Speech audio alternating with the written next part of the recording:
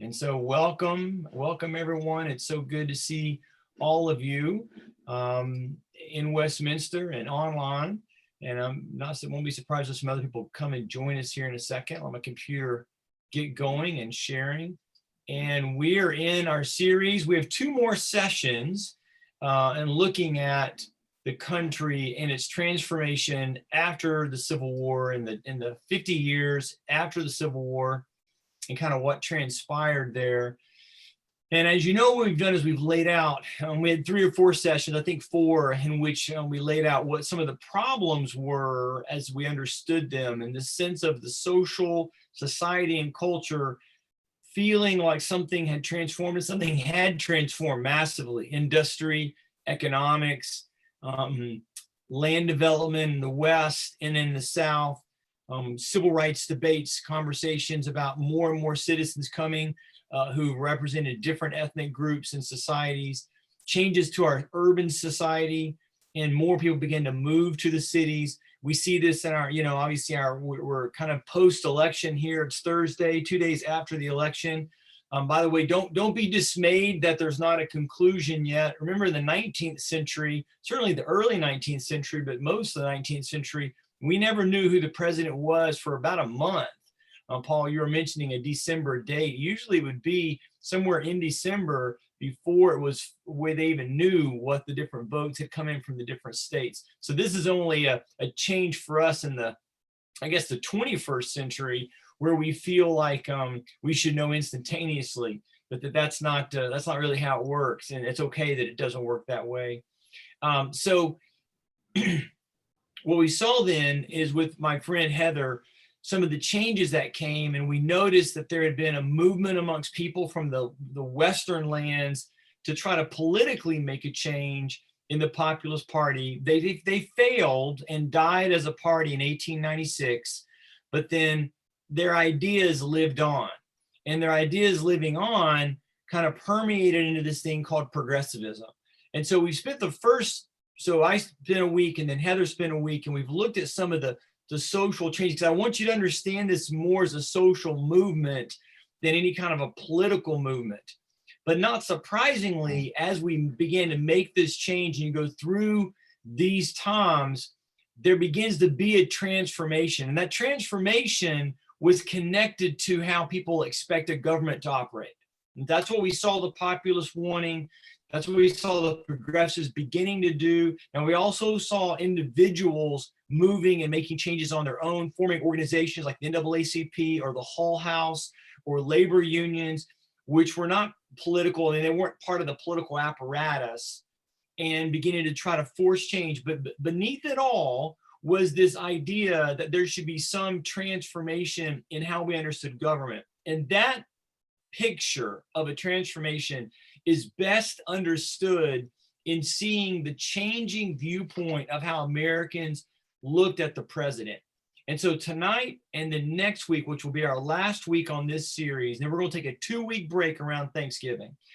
But tonight and next week, we're going to meet the 3 progressive presidents who, in many senses, reshaped the presidency. You can make an argument that our understanding of the president is shaped largely by 3 or 4 moments in our national history. Certainly President Washington walking on untrodden ground, and then Andrew Jackson most deeply really transformed, one might argue warped, the understanding of the president. As you can see on the slide there, the founders really did not want the president to have too many powers. I was reading about a month ago about the creation of the Constitution, and the founders of the Constitution, they argued back and forth. And one of the worst things you could be accused of in the time of, say, 1780, 1790 was to be a monarchist. So if someone suggested anything that sounded like monarchy, it was something that would, it'd be like calling somebody a communist in the 1950s or 60s. It was that stark. And so for the founders to suggest a single executive, they debated having a multi-headed executive, maybe 3-person, maybe 5-person executive. Imagine us in 2020 having not 1 election, but 5 elections. They debated how much should he have a veto power. Initially, they were not going to give the president any veto power because again, they thought, why would one person have the power to override the people? So the founders really wanted the president to be a figurehead, have a little bit of say so, maybe sort of set the agenda, but then basically stay out of it.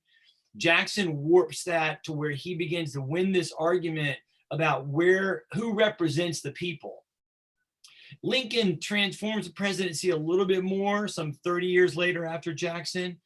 But then these next three men, and in one sense, you can think of them as one president, much like, from my point of view, George Herbert Walker Bush, Bill Clinton, and George W. Bush were really the same president. So we had one president for 20-something years, a little differences here and there in their social status, or their social policies in the late 1980s and 1990s.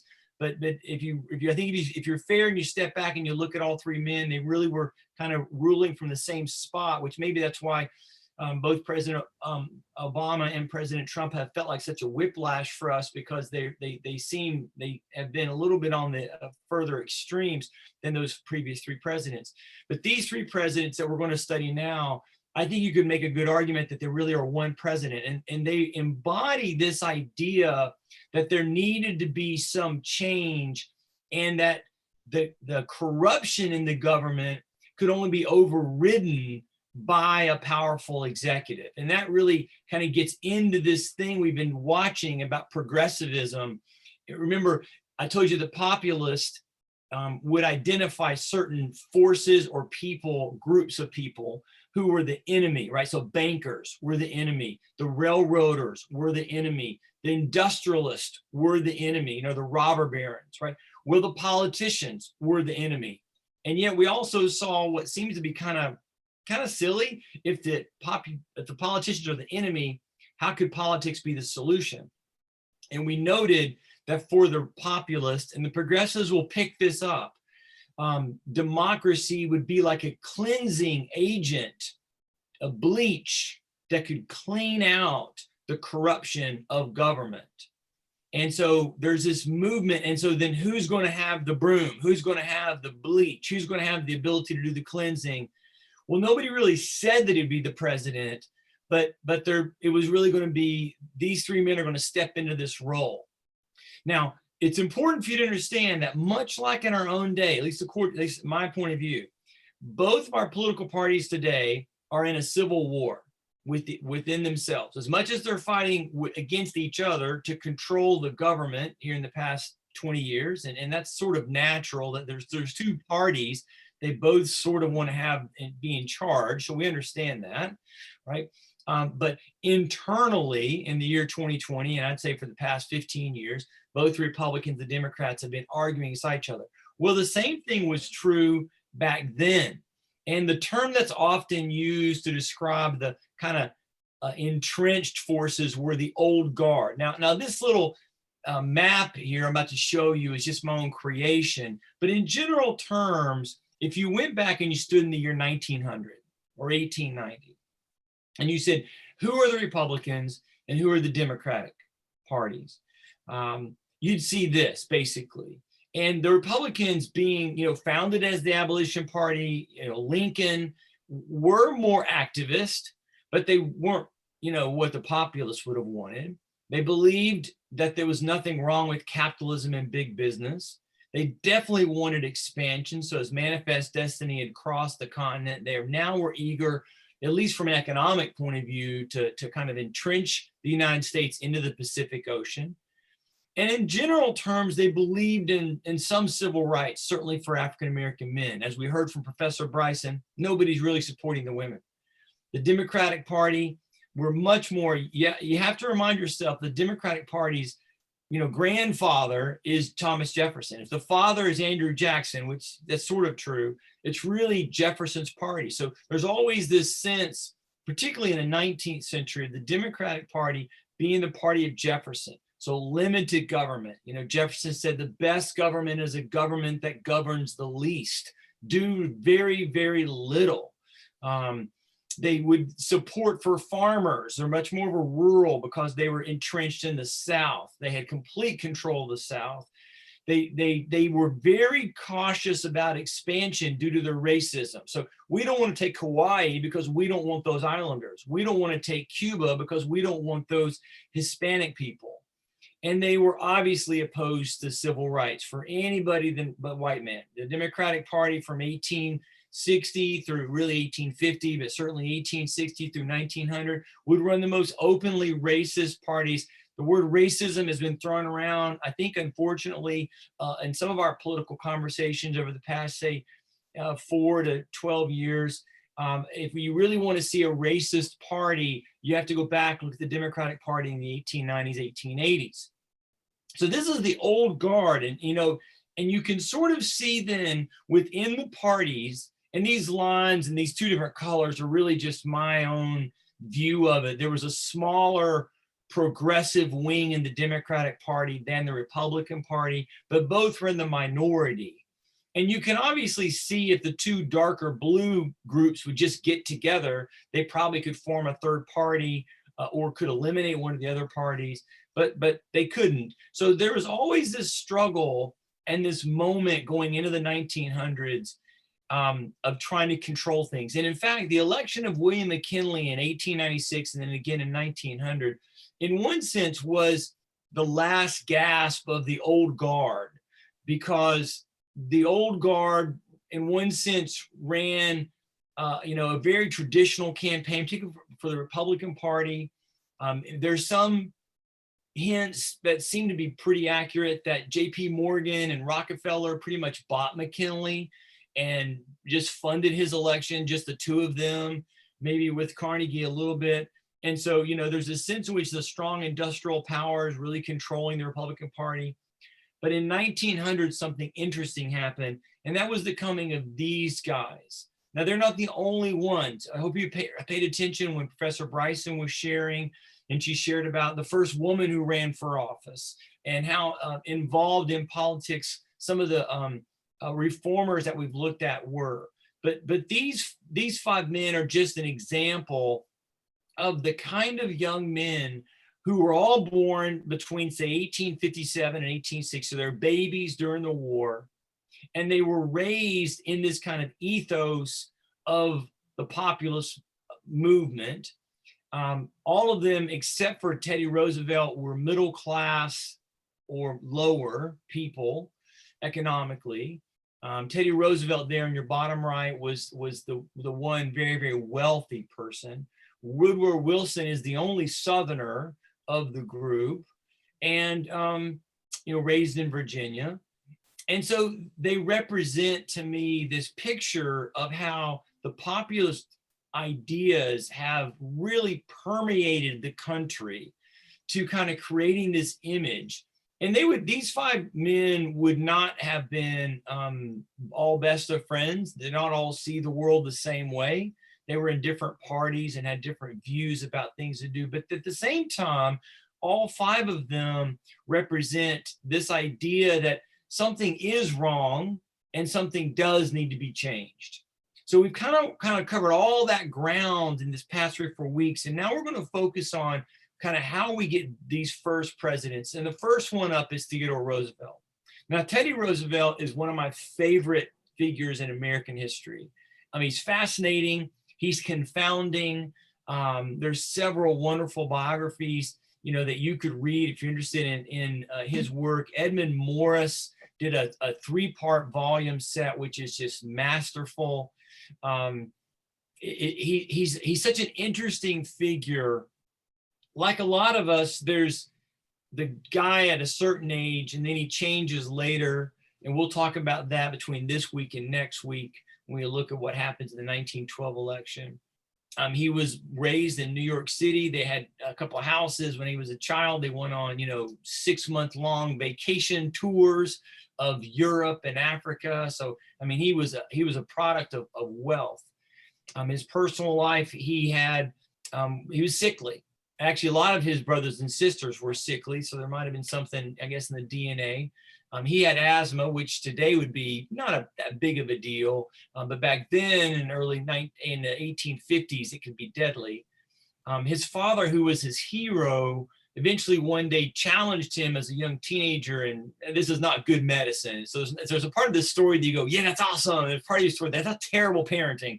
But he basically challenged Teddy, and he said, you're going to have to work this out on your own. And of course, they were so wealthy, he basically hired a personal tutor for Teddy. He hired a personal weightlifter. He built a gym, and he challenged Roosevelt to kind of grow past his asthma. And fortunately, maybe, Roosevelt would have said it was through his own hard work. I mean, we know enough about the body these days, and that's probably not the case. He might have had just a childhood asthma that he grew out of, but he was very thin and sickly. But then he began to really fill out, and many descriptions of him as wiry. We have some pictures later when he looks really heavy, but I think for a while he might have only weighed about 170, 165, but he was all muscle and he was all stamina. He could go on walks and tours for just, hours on end. He went to Harvard in 1880 and graduated in 1880. And when he came out, he made the startling conclusion or decision that he wanted to get into politics. Now remember, this is the time of the rising industrialists that we've already talked about. And most of his friends and all of his Harvard graduate friends were like, wait, why are you doing that? Because remember what we said about the saloon culture at that time. The politics was the bosses, the saloon kind of culture from the politics. And it was seedy. It was seen as lower than or less than. And remember, I kind of explained that to you, that from 1860 to this point, you really have this feeling of the people going into politics as being corrupt people or people who didn't have anything else to do. Whereas if 1860 and before, you kind of had this feeling of like our best and our brightest in the country were the kind of people who went into politics. So Roosevelt had this great conversation, and at one point he says, well, I think this is just my friends uninterested in being a part of the ruling class. And he wanted to be someone who was leading the charge. And I liken that to not kind of a quest for power. It could be, but I actually think it's really more of this viewpoint of how Roosevelt viewed the world. His father did not fight in the Civil War, much to his chagrin. And that's going to have a big play in Teddy Roosevelt's kind of viewpoint on life, which we're going to skirt past. But one of the key points was that his father then spent the rest of his life kind of giving to others. And so that really influenced Theodore's viewpoint that he should be someone who gives to others and who does activities. And so giving himself into politics was kind of a key thing. So he's elected in 1882, and he goes to Albany, where the state capital is. When he arrives, he was just this bundle of energy. And remember, at that point, he was basically 21, 22 years of age. So he was this bundle of energy. Some of his critics called him the Cyclone Assemblyman. At that point, Grover Cleveland, who we've already met, who will become president, which I say is that he was the first real reformer president. We talked about how Grover Cleveland, Grover Cleveland was the governor at that point. And so as governor, Roosevelt and he really aligned, even though Cleveland was a Democrat and Roosevelt was a Republican. Roosevelt goes quickly after civil service reform. So again, you think this idea of civil service reform is trying to bring some policies into play that can protect the government and the civil services from corruption, from graft, from patronage, people just being put into office because they knew the right person. One of the most important things that he did was he began to work on regulations of the government over the cigar industry, which ultimately that will take Roosevelt into the kind of dark, seedy side of New York City that Jacob Riis had highlighted with his book. And Roosevelt will become aware of how the other half lives, and it will shock him. And he will kind of spend the rest of his life fighting for better living conditions and regulations. Now, because politics and the old guard controlled in every state this idea of the party bosses, he immediately got on the wrong side of the key New York bosses. So they were always kind of looking to get rid of him any way that they possibly could. Well, they didn't have to do this way to get rid of him, because this just happened anyway. But Roosevelt, one aspect of Roosevelt's life was that he constantly had loss, I guess is the best way to put it, as a young person. So when he's in Harvard, his father dies.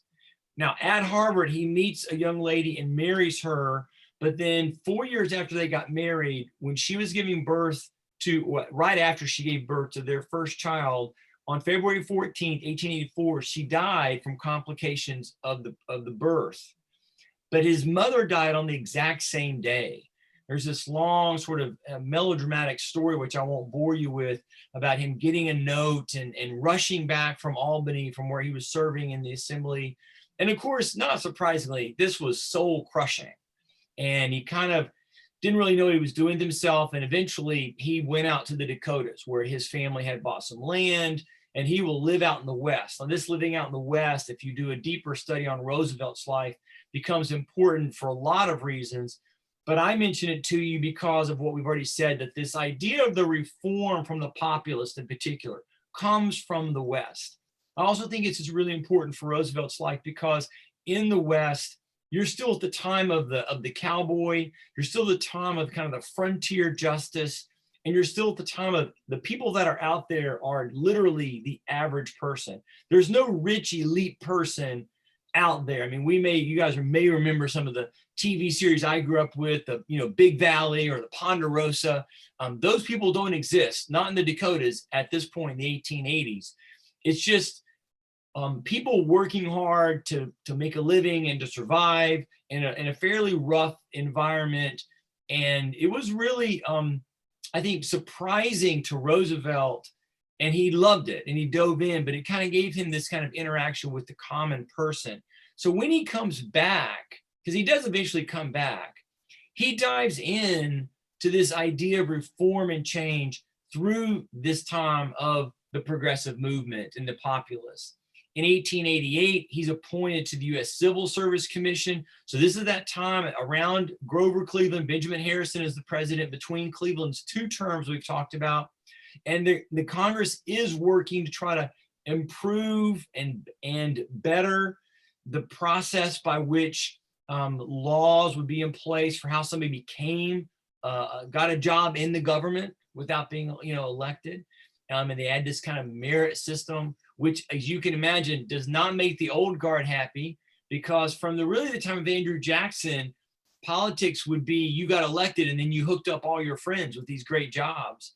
And now they were going to try to say, if you were going to get a job in the government, whether that was the post office or working in DC, you had to earn that through a skill and a merit kind of basis. In 1895, he's appointed to the New York City Police Board. And this is really the moment where the kind of the caricature of Teddy Roosevelt really begins to grow, because Roosevelt had this great knack of kind of looping in the media and making them part of his own little entourage. Now, there's parts of that, if you're willing to get deep into the study of the president and how government works, that may be problematic, maybe some troubling aspect of that, of him having his little favorites of who he talks to in the media. But nonetheless, Roosevelt would go out at like 2 a.m. and go on kind of tours of New York to try to observe the police officers, in essence, to catch them not doing their job. And he did. And he was very, very strict on so many different things. He instituted the first citywide in the nation rules for standard clothing and for firearms. 2 years later, he's appointed under President McKinley's first term to Assistant Secretary of the Navy. And this is really the moment's going to kick him to the front. McKinley is not sure he wants him in his administration, but the New York bosses want Roosevelt out of New York. So they're able to successfully kind of bump him to DC. Roosevelt was eager to be in the Navy. When he was a young man, he wrote a book on the history of the War of 1812, which is considered by most naval historians to this day to still be the definitive work on the War of 1812. And he wrote it when he was right out of Harvard. So I mean, the year out of Harvard, he wrote it. He was not the Secretary of the Navy, he was Assistant Secretary of the Navy, but he basically ran the Secretary of the Navy. The Secretary, John D. Long, really was kind of an older person who did not really want to pay much attention. And Roosevelt becomes this voice for this expansion of kind of moving America into kind of its new next level. Now, there's a lot more I could say here if we were talking about imperialism or not. I just want to point this out, this one little bit, because Roosevelt's the one who really kind of pushes us into the Spanish-American War. He starts off by making a speech at the Naval War College that was very bombastic. And if you remember Reagan, peace through strength, well, Roosevelt was there 100 years before Reagan and talking about how we needed to strengthen ourselves as the country. We needed to kind of step into this role. Remember, in 1890s, we're still a second tier country. We're not considered one of the big boys, but we're up and coming. And so Roosevelt's going to really push McKinley in areas such as going ahead and annexing Hawaii, preparing to kind of deal with what was happening in Cuba. At that point, Cuba was in the midst of a kind of a rolling revolution against Spain. Spain was by this point a very in decay European nation, and this will ultimately lead to a clash between the United States and Spain, which you of course know becomes the Spanish-American War. I don't want to say Roosevelt caused the war. That's inaccurate, but he certainly was, in the year leading up to the war, really pushing the Navy for preparations, really getting things kind of ongoing from a sense of the funding for building new ships. This is the time, if you know your World War I history, where there's this kind of expansion and military buildup in all the big countries. And Roosevelt thought, well, we should be involved in this. You may know of the story of the USS Maine blowing up in Havana. Well, when that happens, 10 days later, Roosevelt, as the Assistant Secretary of the Navy, sent out war plans to all the Navy. And that was illegal in one sense, or improper, certainly. But McKinley let it stand. He doesn't stop him. And ultimately, there'll be this kind of run to war that will lead. Spain declares war on us, but they did it because we were very provocative. And Roosevelt's plans all worked. But more surprisingly was Roosevelt resigns his job as his Secretary of the Navy. Now, Democrat and Republican alike, from the time of 9/11, I don't know of too many politicians who have had the cushy job of working somewhere in the Pentagon or working somewhere in DC who resigned their job to go and fight in Iraq or Afghanistan. You may, but I don't know of any. I don't know that I would have done it. But Roosevelt resigns his job, raises a volunteer force that had literally hundreds of people want to be in his group, and then cajoled and connived his way. There's some pretty funny stories. They left for Cuba from Tampa. So Roosevelt's down here in Tampa, just close to you and me now. He wasn't even supposed to get on the ship because his unit wasn't really like, where there just wasn't enough room, and it was all happening way too fast. And Roosevelt basically just kind of, yeah, I'm going, and my boys are coming with us. And they were supposed to be cavalry, and they had horses that he had bought for everybody. And they're like, well, there's no room for the horses. So he said, well, we're all going anyway. But of course, Roosevelt took his horse. So, because he's Teddy Roosevelt. And then he does actually do well. He's not necessarily the hero that's sometimes portrayed. When you look at some of these pictures here, Roosevelt's definitely like the center of the story. There were other units that fought valiantly up Kettle Hill and San Juan Hill. But this obviously magnifies Teddy Roosevelt as a rising, American star, which is what leads into this kind of moment of him becoming the president, of the first progressive president. Because when he comes back, he's elected governor of New York. Now, he's elected governor on a platform of reform and change, and he dives right in. And he immediately clashes again with these same powerful old guard Republicans who don't want to make the changes. Roosevelt believed that the country was on a knife's edge of explosive change. Sound familiar? And his thought was, if we don't get ahead of it and make some changes, then a much deeper explosion will take place. It's very similar to what leaders in England do in the 1820s and 1830s. Post-French Revolution, there's a lot of things happening in Europe that are demanding more changes. And a lot of it dealing with getting to vote, right, which is a very important thing, the suffrage, as we've talked about in our sessions. And you see explosive revolutions in Spain, in France, in Central Europe, and you don't see them in England. And one of the main reasons why is because some of the key leaders there, in essence, like a Coke bottle, they open the cap slowly, they let some of the fizz out, they try to do some things for reform, never as much reform as somebody would want, but a significant level of reform. And Roosevelt's like, we don't do this, there's going to be an explosion. He was one of the wealthy, and yet he felt like he had the ability to criticize what he called the wealthy criminal class. That there were men, and he didn't necessarily call out Morgan or Rockefeller directly, and he might not have specifically been thinking of them, but there's a sense where you can see Roosevelt is agreeing with the moniker of robber barons, that there are these people who have cheated or used their power poorly. Unlike his dad, who would use the power for good, these guys use power for bad. And so he thought, we got to fix this. And he does. And you can see the list of things he does there as the governor, which is a sweeping amount of change in about a year and a half. And the party bosses of the Republicans were furious, to be blunt, because, again, these were the kinds of things that the populists were demanding. In fact, he gets accused by the boss of the guy's last name was Platt, P-L-A-T-T. He gets accused by boss Platt of, you can see I've got it quoted there, bringing notions of populism from Kansas and Nebraska.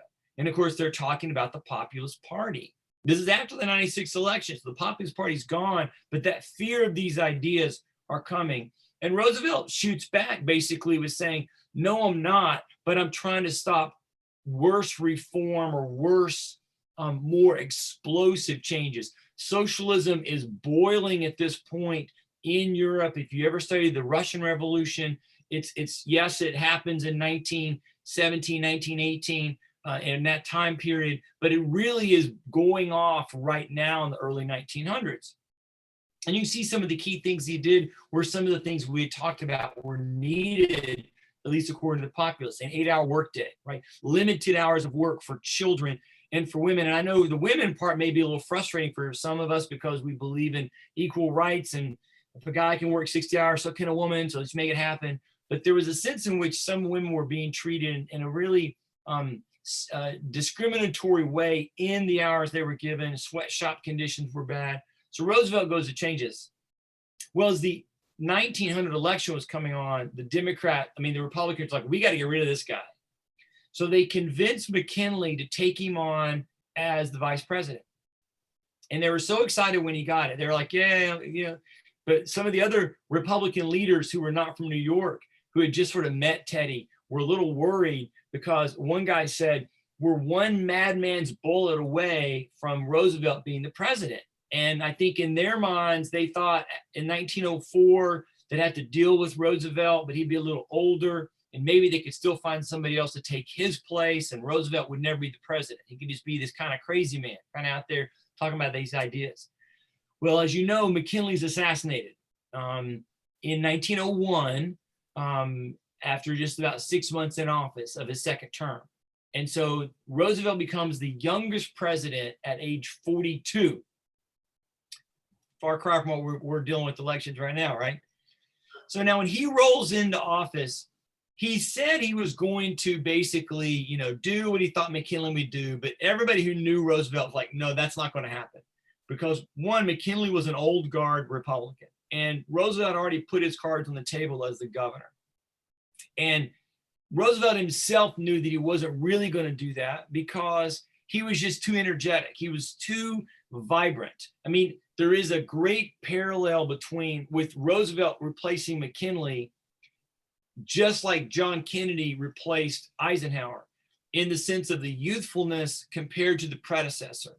And even though Eisenhower and McKinley were good presidents at one level, and Roosevelt and Kennedy were not necessarily rock stars, or maybe they were not as great as some of the mythology around them is, just the age difference and the energy. When you watch Jack Kennedy, when you watch Teddy Roosevelt, you kind of see this bundle of energy that is perhaps normal for a 40, 42, 43, 44-year-old, particularly compared to somebody in their 60s and 70s who are at the slower part of their life. And Roosevelt just takes off as this first term president. And some of these things he does, it's hard for me to really say well how monumental this was. When he invites Booker T. Washington to dine at the White House, again, showing that idea of how the Republicans, particularly the progressive Republicans, were still very much in the ethos of Lincoln, of being on the front lines of civil rights. And he got blasted for that by many, particularly Democrats, North and South. And Roosevelt never backed down and was typically very supportive of civil rights, probably more than any other president till you get to Eisenhower in the 54 situation in Kansas, right? Or Topeka, Topeka. In 1902, he goes even stronger. He goes after a major company owned by J.P. Morgan. The story is that when Morgan got the news that he was being sued under the Antitrust Act, he called the White House directly. So imagine how much power you have. You can just call the White House directly. And he gets Roosevelt on the phone. And then he basically says, why didn't you have your man, meaning the Attorney General, call my man, meaning his own lawyer, which people consider Morgan's lawyer, chief lawyer, his Attorney General, and we'll just work it out. And Roosevelt's like, no, that's precisely what I don't want to do. I don't want to just work it out. I want to take you to court because you're a trust, you're a monopoly, and you're the kind of person we've got to go after you for. We go after you, we take you down, we'll take everybody else down. And what Roosevelt wanted to do was to make an example of J.P. Morgan, and he does. He wins. And eventually this goes to the Supreme Court. The Supreme Court will back Roosevelt, and the Northern Securities is broken up. Again, it's a railroad company. And this will be the first of 40 some odd, antitrust suits that he will prosecute and kind of begin this journey of trying to break up and regulate business. In 1903, he goes after the railroads, again, one of the great enemies of the populace. Well, this would have been enough to be impressive as it is, but then he keeps going because then he goes after the coal miners. Do you remember when we talked about labor? We noted that there were moments when the owners would turn to government and say, hey, you need to bring in the National Guard and, break up this strike and put these people back to work. Well, Roosevelt is confronted with a very similar thing with the coal strike. It occurred in the fall, so heading into winter when people would need coal for, their heating of their houses. And Roosevelt wanted to solve the problem, but he agreed with the workers. So he called for the leaders of the union and the coal mine companies to come to the White House. Now, he didn't have any power to do this. So again, this is that transformation of the presidency. He should have, by law, done nothing, or at best, maybe had Congress try to do something. But Roosevelt believed in the ethos of, much like Jackson and Lincoln, I have the power, I'm the president, I'm going to use it. He was the one who really coined the phrase of the bully pulpit, the idea like a pastor having the pulpit. He's the only one getting to preach on Sunday. Nobody else gets to talk. And I'm at front, so I'm going to get to say what I want to say. And so the owners balk. They don't want to deal with him. And so in a stunning move, Roosevelt threatens to seize their companies with the National Guard. So physically seize them and legally seize them. It was an unprecedented move, and I don't know what the Supreme Court would have done at that point. Probably not backed him had he tried it, but they believed his challenge, and so they backed down. And so for the first time, you have a president using his power for the people, right? And this was huge. And the rest of the next 10 years, the labor movement gains tremendous momentum because they knew that they had the presidents behind them, supporting them. In 1903, Congress backs down on this basically and creates, as you can see, the Department of Commerce and Labor, beginning the process of regulations.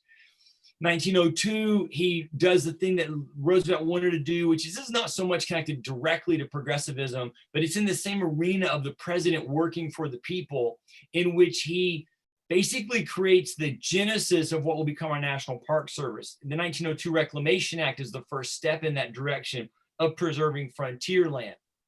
He runs for re-election and wins the largest re-election popular vote to that point. Now realize we'd only had the popular vote for people for about 60 years. The first 40 years of elections, we did it the way the Constitution describes and the way the founders wanted, which does not have popular votes. But still, in that 60 years, if you go back and look, most of the presidents who were elected in the 19th century never had 50% of the vote. So people moan about the 50% of the vote thing from some of our recent elections. They don't really know their history. We don't usually have somebody, or we don't always have somebody get 50% of the vote, of the popular vote. But Roosevelt won big. He was over 58% of the vote. And he had two people to run against, the Democrat Alton Parker and the very popular Eugene Debs, who, was getting about 6 or 7% of the vote, which is a pretty big deal. He was so excited because, yes, I've won, and now I'm really, the president. I got chosen by myself, and he just dove right back in. And the Hepburn Act, the Meat Inspection Act, the Pure Food and Drug Act, and then really using his power to kind of continue to fight for civil rights, right? He makes San Francisco stop their anti-Asian segregation of schools, which was his way of trying to maneuver us into a better relationship with Japan. You World War II fans, if you really understand the Pearl Harbor story, you know that there's a moment here in the beginning of the 20th century where had Roosevelt been able to really continue down the journey, we never would have had a Pearl Harbor. Unfortunately, the presidents after Roosevelt are kind of driven by an anti-Japanese, anti-Asian bias, which undercut. Teddy Roosevelt always saw Japan as one of our greatest trading partners, and together we could sort of control the Pacific and control it away from England, control it away from Russia. Totally different story. But these acts were all acts that were, again, on down this road. You heard Professor Bryson last week talk about the FDA, the Pure Food and Drug Act, coming off of Upton Sinclair's book, The Jungle, and the kind of muckraker storyline. But the point is that Roosevelt acted on all these things, and he really has empowered government to move. Now, when he was elected, one of the things that he really wanted to do was to go ahead and strengthen this work and desire of his to create kind of a national park service. So he names Gifford Pinchot as the leader of the U.S. Forest Service. And Pinchot and Roosevelt will really be a powerful team that will ultimately lead in his remaining 4 years. You can see their executive orders created 150 new national forests, raised the protected land by 125 million acres, 5 national parks, 51 wildlife reserves.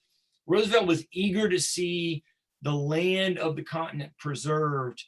And Pinchot wanted to make sure it was preserved away from business. And this will be one of the key things that what happens with the next president I'm about to introduce you to.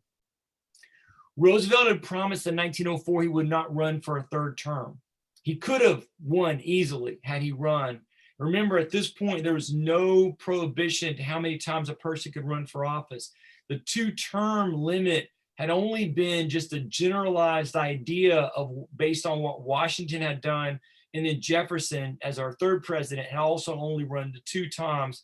And then both men had stepped down. They could have been reelected a third term. They didn't. And then Madison and Monroe wanted to honor Jefferson, who was alive during their term. So they only ran 2. So it sort of just got stuck in everybody's mind. The president would only have 2 terms. But it's not in the Constitution. And Roosevelt technically had only been elected once. But then when he got elected in 2004, he's like, yeah, but I've been the president for a full 3 years because poor McKinley was assassinated in late 1901. So he's like, I don't know what to do. So he made a promise. He regretted it pretty much the moment it left his lips, and is going to doom the Republican Party, which we'll talk about that next time. But in 1908, he kept his word, and he steps down as the president, and he turns it over to his hand-picked successor, William Howard Taft. Now, Taft is our second of these progressive presidents. Taft was not raised in as a wealthy. He was a middle-class child, but his parents were, well established. They were educated. His father was a civil servant himself in Ohio. He went to Yale. So, kind of just like with Teddy going to elite school. Taft always was someone who had a legal mind, and he wanted to be involved in the judicial side, law and judging. And his lifelong dream was to be Chief Justice of the Supreme Court, or at least on the Supreme Court. And so he sets out to make that happen. He graduates from Yale. 2 years later, starts his own law practice. And between 1880 and 92, he will have various appointments made. Now, again, it helped that his father had been someone in the government, and it helped that William Howard Taft himself was a very astute legal mind. Unfortunately for Taft, or maybe fortunately, I don't mean to be ugly about it, but he married somebody who was also a dreamer. So like Roosevelt, he met this girl through friends at college. She was someone who was very politically minded, very driven. And she reminds me a lot of Abigail Adams, because if you know the story of John and Abigail Adams, you know Abigail Adams would have been an amazing president. She was an amazing mind. And Helen Herron was an amazing mind also. And unfortunately for her, much like Abigail, much like a lot of the women that we've talked about, there just wasn't an outlet for them. There was no way for someone who is this politically motivated or politically astute to have an opportunity. So her dream, from having gone to the White House as a little girl, was to be First Lady. So her passion was to push her husband, who I think she did love, but I think their marriage was a very politically arranged marriage, in the sense of they could see positives that the other would bring. They stayed married their whole life. There's no hints of anything untoward in there. But Helen definitely was someone who would push Taft to take steps he would not have wanted to take on his own.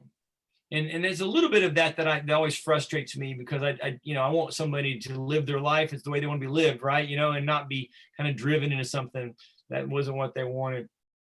In 1890, he met Teddy Roosevelt when Roosevelt was there as Assistant Secretary of the Navy. In fact, he helped Roosevelt become Assistant Secretary of the Navy. Because of the Spanish-American War, Taft's life will change completely. It does look, if you read biographies of Taft, it does look by the late 1880s, he is on track to be appointed to the Supreme Court, whether Chief Justice or not really sure. But then the Spanish-American War happens.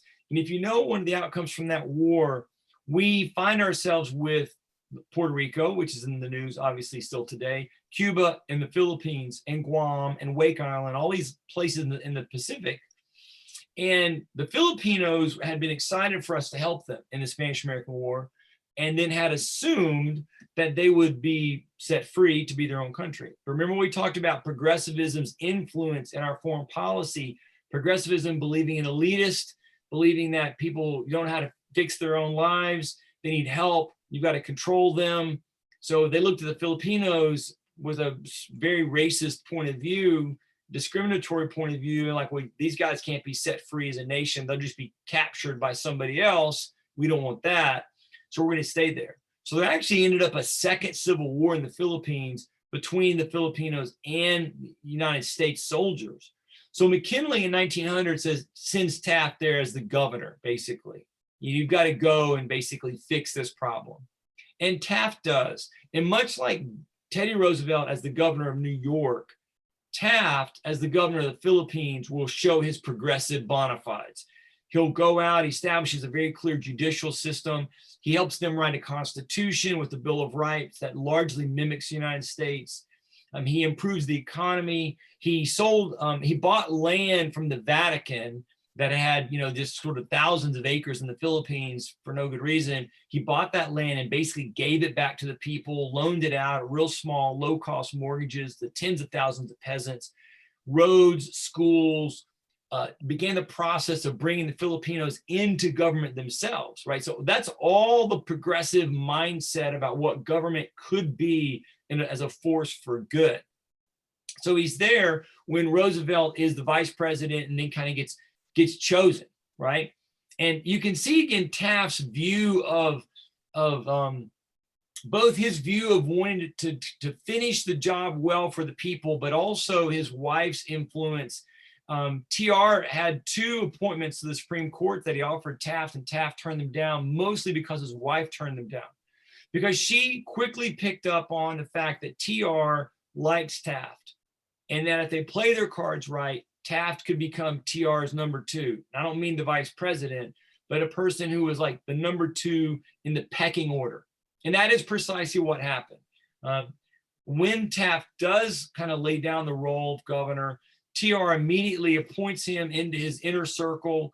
He'll have in 1903, he'll send him to Panama. When we took the Panama Canal, that whole story involving Colombia and Panama, he'll send them down there to basically take care of Panama like Taft took care of the Philippines.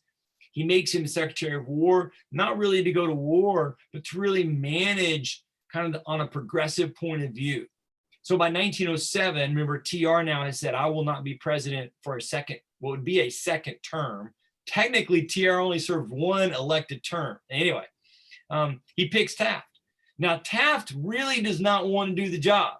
That's what's the funny part. And the convention that happened in August, the crowds of Republicans there would spend literally hours chanting for Roosevelt, who of course was nowhere around. He wasn't there. And wanting him to be elected to the third term anyway. And TR had to send telegrams a couple different times to the convention going, no, not doing it. Taft is the guy. Although technically TR did want to do it. And Taft had said to people, I wonder if there's any way I can get out of this and go on to the Supreme Court today. And of course there wasn't. Meanwhile, his wife was there, and every time the crowds would cheer for TR, she would get angrier and angrier. And some of that you understand. She's protecting her husband. She's also protecting her own vision of how things were going. The tough part for Taft compared to TR and then compared to Wilson, who we're going to see next week, is that he is more conservative in the sense that maybe I should say he's more moderate. He, as a judicial mind, is thinking much more in terms of finding the best compromise, finding the best solution. In some circumstances, he looked progressive, and other times he looked conservative. When he ran for office in 2008, he ran against William Jennings Bryan again. Bryan's trying another time. And he would joke that he was running against two candidates, progressive Taft when they were out west, and an Eastern conservative Taft whenever he was in the East. But he'll win, and he'll win easily. And when he is in office, he is a progressive, although you'll have, sometimes people ask, how, is he really a progressive? And when they're saying that, what they're saying is this: Taft, compared again to Wilson and TR, is not as aggressive as the president. He's more old school. He does let Congress take the lead. He turns to the court to play its role of kind of judicially managing what's been passed. He attempted right out of the bat to try to hit a home run for the progressives by lowering the tariffs. So remember, this is the day and age before an income tax. So the full funding of the government occurred through tariffs, which of course, are taxes on goods produced outside of the country. So as we have a high trade that produces taxes, that produces goods, but it also raises the price of goods, right? So there's more to say there, but we don't have a lot of time. And so progressives have believed for a long time that, one, there should be a graduated income tax. In their minds, they thought, well, this will only tax the rich. We, of course, know that if you give government the power of taxing, everybody gets taxed. But in any case, to the populists, the progressives, what they believed was that only the rich would be taxed if you did it this way, and goods would come down in price. So they wanted to have tariff reform, and Taft tries, but he's not TR. So he's not that bombastic. He's not that charismatic. And so he's not as successful in pulling off. He does get a tariff reform, but it's not good enough. And so both the progressives and TR, who's watching in the wings, are really disappointed in what happens. And over his 4 years, because Taft did not like having these battles, the old guard Republicans will start to regain the upper hand. However, it is important to see that Taft does do progressive things. He supports the amendment. We talked about these previously, but he supports the amendment for an income tax. He supports the amendment for direct election to the senator. He continues to empower the Interstate Commerce Commission, following the path that TR started, to have them have more jurisdiction over more areas, again, to try to protect the people. Notice that he initiates 90 antitrust suits, so double in 4 years. He does double the amount that TR does in 7 years. Remember when we looked at the Populist Party, one of the things they wanted was some kind of a banking system involving the postal services. Well, he does that kind of thing. He expands civil service reform. So I always get real protective for Taft when we're talking about it in my classroom, because it's easy to see TR and Wilson as progressives, but Taft kind of gets lost in the shuffle. And we'll come back to this next week when we look at the very critical 1912 election. But I just want to say, it is important for you to say Taft is a progressive. He may not be as extreme as Roosevelt, but he's certainly a progressive. And the old guard saw Taft as a progressive. So unfortunately, in that 4 years between 8 and 12, TR does grow disenchanted with Taft, and you can see the coming split that's going to really ruin the Republican Party. Kind of what happens? Well, there's a lot to this story. One that I don't even have written down here is TR had spent all of 9 and 10, I think, off in Europe and traveling the world, and everywhere he went, he was literally, it's fair to say Teddy Roosevelt was the most known and perhaps most popular man in the world in 1910, 1909, around that time period. Parades, he's known places, the king in Germany, the Kaiser Wilhelm II, the king in England, King George, these guys are all in his wake. Whenever he came around, Teddy filled the room. Well, Taft's not that guy. And so when TR comes back and he sees his predecessor not doing things the way he would do, this is the challenge of young presidents. President Clinton and President Obama both have experienced this. When you're a young president, you're going to have years to go with nothing to do. Only John Quincy Adams and Taft, who we'll talk about later, ever did anything beyond being the president as far as like just going on with their lives. John Quincy Adams will be reelected and goes back to Congress. Can you imagine President Bush or President Obama being elected to come back to Congress? Well, they technically could be elected to Congress, but we can't imagine that, right? And so here's TR, he's barely 50 at that time. That's still closer to, death than myself at 56, I am probably, but he's still young and energetic. He's got a lot to give. He deeply disagreed with Taft. He thought Taft's tariff effort was a failure.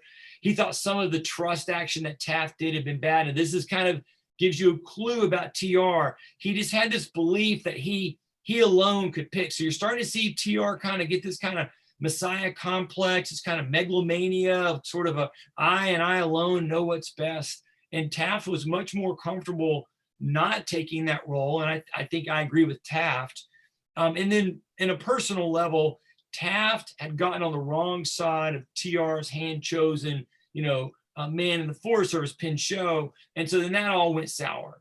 And so that kind of leads TR to be really mad and disappointed with Taft coming into the 1912 election, which what that means is the Democratic Party's got a shot. So the Democrats have got to decide how badly do they want the presidency, or do they want it bad enough to swallow their pride and look for a progressive candidate? So we're going to stop right there. Next week, we're going to spend looking at the 1912 election. And then I've already said who it is. You know Woodrow Wilson. You all know who the third progressive president is. So we'll look at Woodrow Wilson as our third of the progressive presidents. And we'll try to see what he does as president. Of course, we know most of his presidency is swallowed up, unfortunately for him, by foreign affairs and World War I, which we will not be talking about. We're going to look only at his domestic work and kind of look at his bona fides also as a progressive president. And we'll kind of see how, once we get to Wilson, the presidency itself was altered and changed by these three men, and our understanding as a people with the government, it becomes cemented as the progressives and the populists had believed in. It's now becomes in our DNA, and I'll show you that really with the 1912 election. All right, everybody. Again, man, I wish we could talk in person. I hope Paul, thank you so much for asking questions. Any of you can ask questions. If you on the machine, if you have your computer, you can always type something, or you can always just give it to Becca. I'm always eager to answer your questions, and I hope you have a wonderful, wonderful night and a wonderful week, and I will see you next week. Thank you. Yep.